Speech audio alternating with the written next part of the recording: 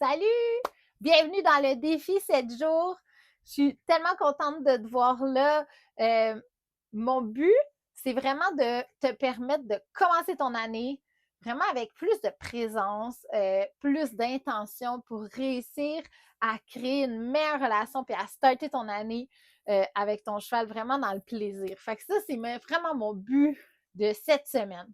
Puis, c'est pas juste un défi, là. Mon but, c'est de t'amener à te fixer des objectifs. Tu sais, le 1er janvier, souvent, on va se donner des objectifs qu'on veut avoir, puis des fois, parce qu'on manque de motivation ou parce qu'on manque de soutien, on va un peu les abandonner. Mais mon but cette semaine, c'est de t'amener pendant 7 jours à travailler certaines choses avec ton cheval, à changer peut-être un petit peu ta vision de tout ce que tu fais avec ton cheval pour vraiment que tu puisses bonder, là, pour que tu puisses vraiment faire un lien plus fort avec lui. Puis le fait que ça va être sur 7 jours, c'est certain que là, ça va peut-être s'ancrer un peu plus profondément dans ta relation. Puis c'est ça mon but. Alors là, le défi, je veux que tu penses à ta relation avec ton cheval. Et là, je veux pas que tu dises ah, ça va déjà bien, j'ai pas besoin de ça. Ou ah, ça va tellement mal que il n'y a rien à faire avec nous, je vais vendre mon cheval et c'est terminé. Peu importe où est-ce que tu es, ou ça se peut que tu sois aussi au milieu, là j'ai vraiment nommé les deux extrêmes, mais peu importe où est-ce que tu es sur cette échelle-là, c'est certain que tu vas trouver certains éléments pour t'aider dans ta relation avec ton cheval et c'est vraiment ça mon but. Donc, où est-ce qu'on commence aujourd'hui? De quoi on va parler aujourd'hui? Je veux qu'on parle de réactivité du cheval, puis on démystifie un peu le fait que notre cheval, des fois, on va avoir l'impression qu'il est trop explosif ou que c'est de notre faute ou peu importe. Moi, mon but, c'est vraiment de t'amener à comprendre un peu plus les réactions de ton cheval pour que ça soit moins, toi, tu sois moins en réaction, puis éventuellement que ton cheval soit moins en réaction. Là, vous allez apprendre un peu à me connaître dans les prochains jours. Mais avant d'aller un petit peu plus en détail, je voulais vous raconter une petite histoire, un peu de mon passé. Quand j'ai commencé à monter, j'ai eu la chance, j'ai monté des gentils chevaux d'école. Puis ensuite, on a acheté une jument qui s'appelait Formule 1, qui était extraordinaire, qui était gentille. Il y avait un peu de défi par rapport à l'équilibre ou de la technicalité, mais cette jument-là, elle était confiante. C'était une jument qui avait quand même beaucoup d'école, qui avait eu de l'expérience, qui était quand même assez calme, qui n'était pas réactive. Puis à un moment donné, Formule s'est blessée et là, j'ai loué un cheval. Puis ensuite, je suis arrivée à un point où je me suis acheté un poulain. Donc, j'ai acheté un cheval qui s'appelait Kidam. Kidam a un peu explosé les espèces de sécurité que j'avais appris dans le fond avec Formule. Kidam était vraiment particulier, puis vous allez un peu en entendre parler dans les prochains jours. Et il m'a vraiment forcé à changer un peu ma vision des chevaux. Parce que lui, si j'étais pas vraiment dans le moment présent, si j'étais pas vraiment grounded, il était vraiment pas agréable avec moi. Donc, il pouvait aller à mordre, il pouvait me brasser, me pousser. Il a vraiment été un cheval quand même, on va dire, difficile. Puis au début, les gens autour de moi me disaient plus que c'était lui le problème, que c'était lui qui était difficile, qu'il n'y avait rien à faire. Même j'ai eu des gens qui m'ont dit carrément de le vendre puis d'oublier ça. Mais ce cheval-là, on dirait que je sentais en dedans de moi qu'il fallait que je passe au travers de ça puis que je comprenne. Et là, j'ai eu une élève qui était une psychothérapeute qui m'a conseillé de lire un livre qui s'appelle Le Tao du cheval. Je vous le conseille tous parce que moi, ça a vraiment changé ma vision. Puis ce livre-là, il parlait du moment présent. Puis il parlait du fait que le cheval est une proie. Le cheval, normalement, s'il est en danger, il va se sauver, il va s'en aller. Fait que s'il y a un endroit où il y a un moment où il n'est pas confortable, il va juste s'en aller, c'est vraiment sa survie. Donc, pour survivre, il s'en va, c'est fini, merci, bonjour, on passe à un autre appel, on va manger du gazon plus loin, puis on est en sécurité. Par contre, dans notre milieu de vie qu'on crée pour nos chevaux, ben, ils sont souvent dans des box, ils sont dans des manèges intérieurs où est-ce que c'est fermé, ils vont avoir des liquides, ils vont avoir des laisses, ils vont être attachés sur les chaînes. Donc, ce que ça crée, c'est que le cheval, malgré le fait qu'il est dans un inconfort, ne peut pas s'en aller. Puis là, ce que ça amène comme situation, c'est un chat qui ne va pas être confortable, qui va vouloir s'en aller, qui ne peut pas s'en aller. Puis ce que ça va amener, dans le fond, c'est des comportements qui ne sont pas acceptables ou bien. Et là, on dit que le cheval est difficile et blablabla. Et là, je vous dis pas que si ton cheval te mord, c'est correct puis qu'on accepte ça, loin de là. Moi, ce que je veux t'amener à faire, c'est juste te regarder. Regarder, toi, présentement dans ta relation, comment tu es avec ton cheval. Puis ça peut faire tellement une énorme différence parce que si je reviens à mon histoire de Kidam, j'ai passé d'un cheval qui me bousculait, qui me mordait même des fois, qui était vraiment pas vraiment facile à manipuler. Même les employés avaient de la difficulté dans le temps, à un cheval qui était quand même calme, que j'avais vraiment plus de contrôle.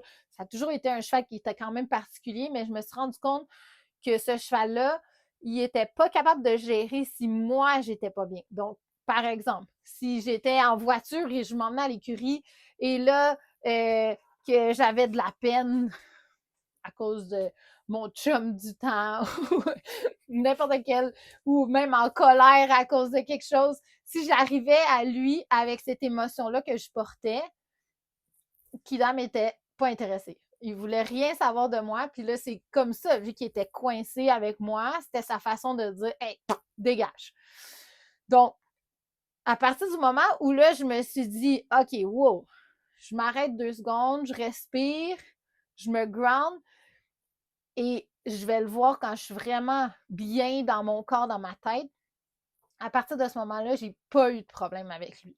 Ça a vraiment fait une énorme différence.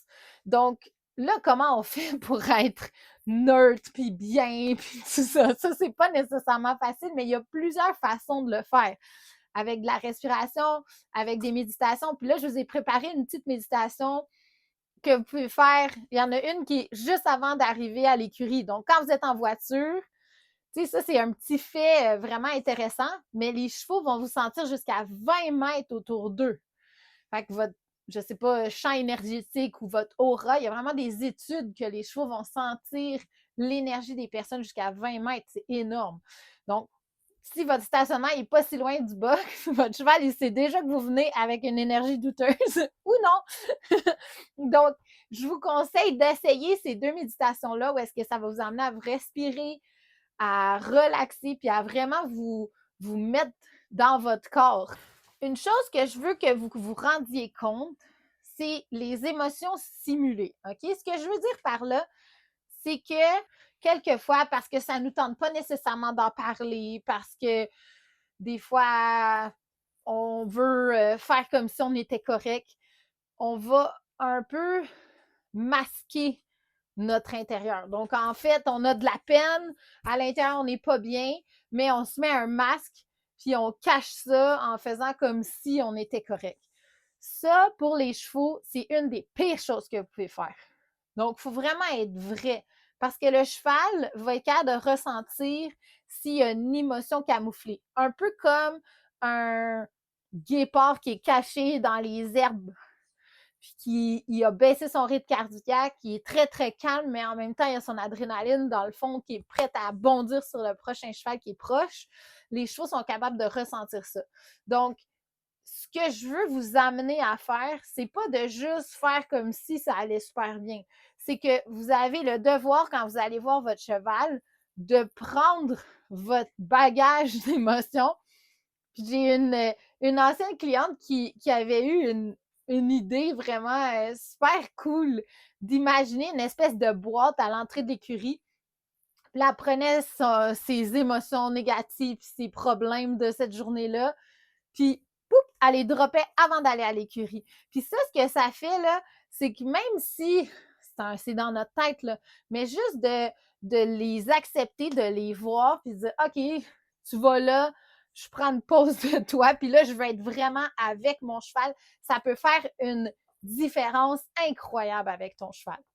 OK? Donc, ça, c'est la première chose que je voulais qu'on parle, d'être vraiment dans le moment présent. Donc, les différentes façons de faire ça, on peut faire des visualisations. Je vous en ai préparé deux. Une méditation que vous pouvez faire dans la voiture, plus les yeux fermés, plus vraiment dans la respiration puis tout ça. Puis une autre que vous pouvez juste vous mettre dans les oreilles quand vous commencez peut-être à marcher votre cheval au sol ou même à cheval, si vous avez des écouteurs, juste pour vous grounder puis penser à votre respiration puis revenir dans votre corps. L'autre élément que je voulais qu'on parle absolument, c'est les intentions. Donc là, puis ça, je le vois, puis on va en reparler dans les prochains jours. Vos intentions, c'est OK, si je mets ma jambe, exemple, pour faire avancer mon cheval, ou si je lui demande de se déplacer au sol, est-ce que dans ta tête, tu as vraiment vu ce que tu voulais demander? OK? Parce que souvent, je vois des aides, moi j'appelle ça des aides vides, où est-ce que là, les cavaliers vont serrer leurs jambes, serrer leurs jambes, serrer leurs jambes, comme un peu en automatisme. Le cheval, il sent pas que c'est vraiment important, il sent pas que c'est vraiment clair, puis il va pas les écouter parce qu'il sent pas que c'est vraiment ça qu'il faut faire. Donc là, j'aimerais ça qu'aujourd'hui, tu te mettes en mode observateur, puis tu regardes, tu observes un peu comment tu réagis avec ton cheval, qu'est-ce que tu fais avec ton cheval, c'est quoi le but de ce que tu fais avec ton cheval, et que tu prennes juste des notes. Puis là, je t'ai préparé un cahier pour t'accompagner dans toute la semaine. Puis je t'invite vraiment à faire les exercices parce que d'écrire, ça fait assimiler vraiment plus l'information. Donc, prends le temps de t'asseoir après ta montre ou même avant ta montre, puis d'écrire un peu sur les différents éléments qu'on vient de parler. La dernière chose que je voulais qu'on parle, c'est les différents stades où est-ce que ton cheval va être alerte. OK? Donc, son état général à ton cheval, l'objectif, c'est qu'il soit toujours en état calme. On va être honnête, pour diverses raisons, des fois des stimuli extérieurs, du bruit, du va-et-vient ou des trucs comme ça. Des fois, le cheval va un peu plus s'exciter. Et là, je veux vraiment juste que tu te mettes en mode un peu observateur, en mode scientifique fou un peu, qui fait juste voir, OK? Donc, quand tu travailles ton cheval overall dans ta ride, est-ce que il est dans un état calme? Est-ce qu'il est dans un état d'alerte? Fait qu'alerte, c'est comme il regarde un peu autour, mais il est un peu plus tendu, ou en état de stress complet. Qu'est-ce que je veux que tu commences à assimiler? C'est que quand il est en état calme, il va être capable d'apprendre des choses. Quand il est en état d'alerte, ou est-ce qu'il est un petit peu inattentif, mais il est quand même un peu avec toi, c'est plus difficile d'apprendre quelque chose, mais des fois, ça peut rentrer un peu. En état de stress, il n'y a rien qui rentre là. Donc, comment on va faire pour ramener le cheval au calme? Ça vient en grande partie de toi. C'est sûr que là, on va être honnête, c'est une tornade dehors puis qu'il y a plein de choses qui revolent partout, mais là, peut-être que c'est pas le meilleur moment pour travailler avec ton cheval. Mais, tu sais, généralement, si on a un environnement qui est contrôlé, où est-ce que c'est quand même calme autour de nous, que c'est son environnement normal, ton cheval, il devrait être relativement calme. S'il est toujours en état d'alerte avec toi, ben peut-être que là, il y a un peu d'incohérence, ou que peut-être que toi, tu n'es pas assez groundé, puis lui, il ne sent pas que tu es vraiment son pilier. Donc là, mon but aujourd'hui, c'est vraiment de faire un bilan de où tu pars, de où on part notre semaine. Puis, tranquillement, pas vite, à chaque jour, on va aller travailler différents éléments. Comme demain, on va travailler vraiment sur notre position, notre respiration. On va aller décortiquer un petit peu plus ça. Mais là, aujourd'hui, je veux que tu prennes le temps d'observer. Fait que travaille ton cheval comme d'habitude, mais là, porte juste un petit peu plus attention à, OK, toi, comment tu réagis? Est-ce que ton cheval, il réagit négativement, puis toi, en dedans de toi, tu sens un peu d'impatience ou de colère ou encore de la peur, j'aimerais ça vraiment que tu sois super honnête avec toi-même. Prends le temps de respirer, de voir tout ce qui se passe. Prends tout ça en note. Puis là, je veux qu'en dessous du vidéo, tu m'écrives comment ça a été ta pratique, qu'est-ce que tu as vu aujourd'hui. Puis après ça, demain, on va aller de l'avant avec les différents éléments de position puis de respiration. La respiration, le grounding, on va vraiment travailler ça.